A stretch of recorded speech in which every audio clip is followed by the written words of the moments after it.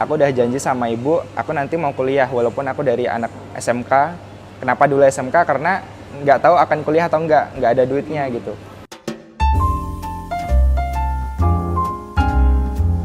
Halo, namaku Raditya Yoko, dipanggil Yoko, dulu dari Black Scholarship keempat secara nasional, tapi batch pertama di UNS. Kesibukannya sekarang udah kerja di Kompas Gramedia, di produk spesialis atau produk marketingnya Gramedia. Oke, iya, jadi dulu itu Black Scholarship itu kan baru pertama kali di UNS, Mas. Kita baru pertama kali mendengar kata namanya kader surau dulu ya, namanya kader surau. Akhirnya dulu ada puluhan orang yang daftar di UNS dan alhamdulillah saya keterima. Salah satunya satu dari 12 orang yang diterima. Wah, ini perasaan yang ini banget sih. Nggak pernah terbayangkan, tapi juga ini sebuah ambisi yang selalu aku pengen dapetin gitu. Karena dulu latar belakang keluarga saya tuh nggak kalau saya prediksi mungkin nggak bisa membiayai saya sampai selesai kuliah gitu. Aku udah janji sama ibu, aku nanti mau kuliah walaupun aku dari anak SMK. Kenapa dulu SMK? Karena nggak tahu akan kuliah atau nggak ada duitnya gitu. Terus aku bilang aku mau kuliah nanti akan dapat beasiswa, walaupun belum tahu beasiswa apa gitu. Aku udah bilang gitu aja, nanti insya Allah akan ada rezekinya. Akhirnya ketemulah beasiswa ini ketika semester 2 ketiga gitu ya. Jadi alhamdulillah hanya bayar 2 semester aja waktu itu. Dan perasaannya pasti senang banget karena nggak memberatkan orang tua lagi kuliah gitu. Jadi orang tua tinggal fokus untuk nyekolahin adik. Saya punya 3 adik, jadi orang tua fokus ke nyekolahin 3 adik saya. Dan saya juga yatim gitu, ayah saya udah nggak ada. Jadi ibu saya doang nih yang bekerja untuk memenuhi kebutuhan adik-adik saya. Dan ketika saya dapat beasiswa, kemudian kuliah udah nggak bayar lagi, uang saku juga dikasih oleh beasiswanya. Kemudian udah dapat asrama fasilitas, jadi tugas saya hanya belajar gitu, belajar, berkarya, dan berdampak doang. Jadi yang pertama pasti ini banget ya, nggak pernah bisa membayangkan kuliah lulus, selesai kurang dari 4 tahun, hanya bayar 2 semester aja, dan orang tua tanpa terbebani gitu. Itu dari anak kan pasti ini banget ya, terharu banget gitu. Ibu itu lulusan SMP, jadi dulu memang kerjanya serabutan, apapun itu asalkan ada uang halal yang bisa digunakan, ya udah dikerjain gitu. Mulai dari dulu pernah jualan Yakult, kemudian dulu pernah juga bantu jadi asisten dokter di klinik kecil gitu. Jadi walaupun ibu saya lulusan SMP, karena dulu asisten dokter umum di klinik kecil itu juga pekerjaannya nggak rumit, jadi akhirnya ibu saya selama mungkin 3 sampai 5 tahun di sana, dan itu cukup membantu banget untuk membiayai kehidupan kita sih. 2 tahun di asrama itu adalah waktu yang menyenangkan sekali ya, karena aku nggak pernah masuk ke pondok atau asrama, boarding school atau apa gitu, kan mahal-mahal ya kalau masuk kayak gitu. Saya dari kecil negeri, jadi aku punya cita-cita nanti aku harus bisa hidup dengan teman-teman yang saling support, kemudian kita satu visi, dan ya lagi-lagi Allah ngasih rezekinya bisa ketemu 12 orang di satu asrama, satu visi, semua punya ambisi yang sama gitu.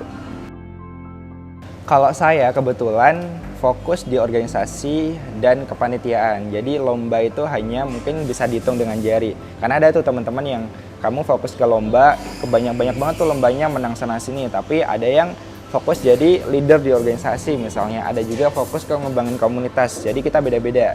Kebetulan saya di organisasi sama di kepanitiaan. Kalau prestasi yang paling membanggakan bagiku ya ketika di kampus itu ketika aku jadi ketua ospek UNS gitu. Kita memegang 10.000 mahasiswa selama 6 bulan.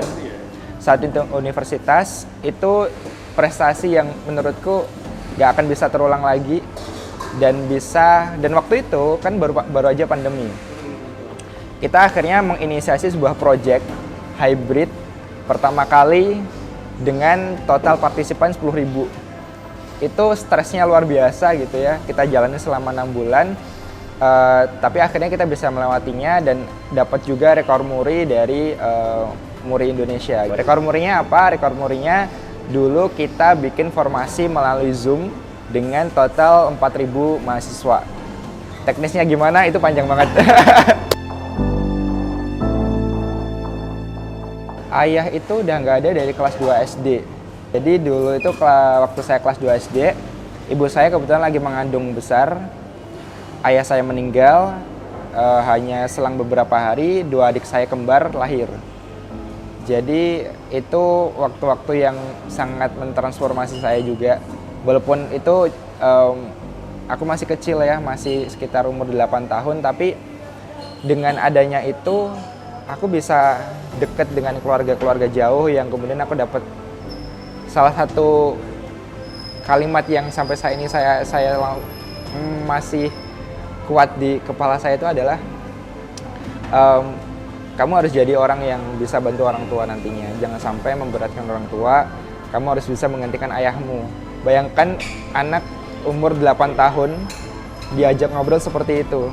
Waktu itu juga cuman oh iya gitu-gitu aja. Tapi kemudian semakin sering diminta seperti itu, dinasihatin oleh saudara-saudara, akhirnya itu yang menjadi alasan sampai sekarang itu aku masih suka untuk belajar gitu, untuk terus berjuang gitu. Karena alasan orang tua, alasan punya adik-adik yang harus saya ajar gitu ya, saya ajarin, mereka akan meniru saya ke depannya. Mereka punya sosok seorang ayah atau idola cowok itu ya dari saya gitu. Karena ayah saya udah meninggal. Itu berjalan kurang lebih 10 tahun karena ibu saya baru menikah dengan ayah saya yang baru, itu 2017 atau 18 gitu.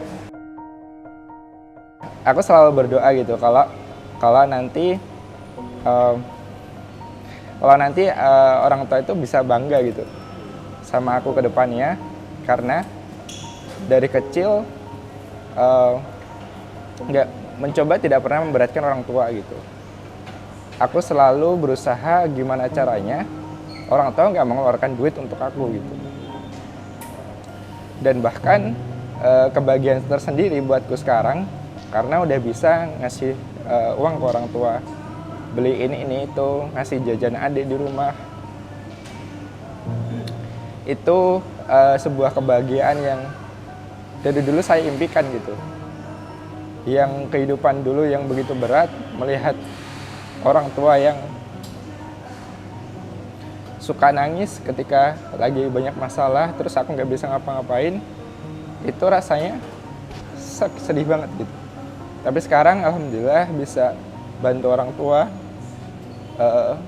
bisa memenuhi kebutuhan orang tua di rumah juga, dan nggak memberatkan, itu bagiku udah cukup gitu ya. Karena ya hidup mau ngapain lagi kalau nggak berbakti sama orang tua gitu. Jadi mungkin gak ada cara lain atau gak ada kalimat lain yang bisa aku sampaikan ke orang tua selain terima kasih, dan aku akan selalu mendoakan beliau gitu. Semoga selalu diberikan keberkahan dalam hidupnya, dan nanti kita bisa ketemu lagi di surga gitu. Terakhir pulang belum lama sih, 2 bulan yang lalu ketika wisuda. Jadi wisuda itu saya pulang. Ya itu momen yang mengharukan sekali ya, karena saya menjadi cucu pertama dan cucu yang pertama kali menjadi sarjana. Di sekitar saya, saudara-saudara saya itu mungkin yang menjadi sarjana hanya 1-2 orang, dan itu pun memang mereka udah punya rezeki segala macam. Tapi nggak ada yang bisa membayangkan dulu ternyata seorang Yoko gitu bisa kuliah dan menjadi sarjana, dan sekarang bisa mandiri gitu. Itu memori yang luar biasa. Iya, pastinya terima kasih banyak untuk para muzaki, untuk Bapak Ibu yang membiayai kami ketika kuliah, yang dari dulu selalu mensupport kami melalui, mungkin juga para muzaki kalau misalnya bisa bilang secara langsung kepada para muzakinya, saya ingin memeluk mereka gitu. Karena dengan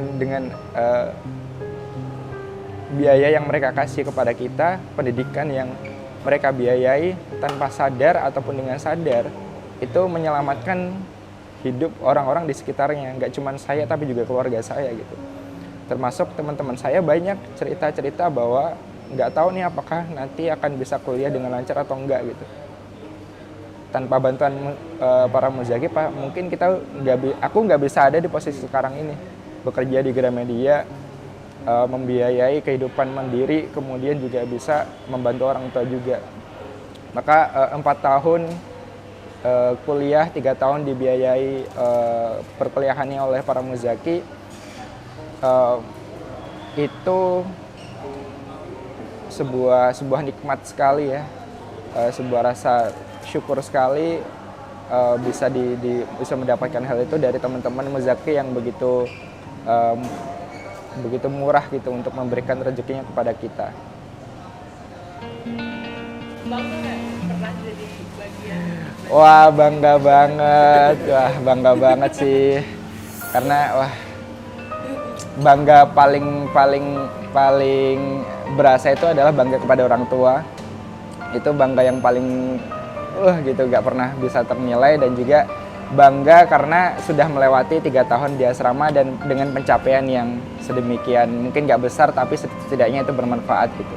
Jadi bangga sekali, alhamdulillah.